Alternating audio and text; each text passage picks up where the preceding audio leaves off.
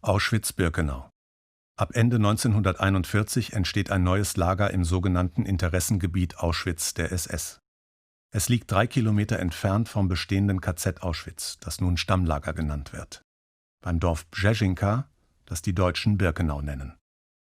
Auschwitz-Birkenau oder Auschwitz II, wie es genannt wird, hat einen rechteckigen Grundriss, wie ein altes Römerlager, mit 2 sich kreuzenden zentralen Lagerstraßen.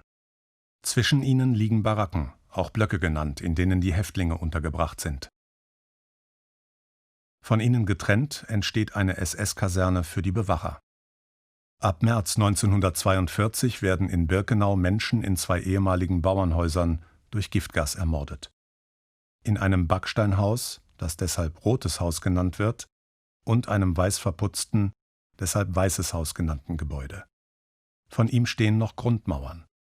4 luftdichte Kammern haben die Deutschen hier eingebaut. Für die Ermordung von 840 Menschen zugleich durch das Giftgas Zyklon B. Die Mordstätten in den beiden Bauernhäusern bleiben bis zur Fertigstellung der großen Gaskammern und Krematorien im Frühjahr 1943 in Betrieb.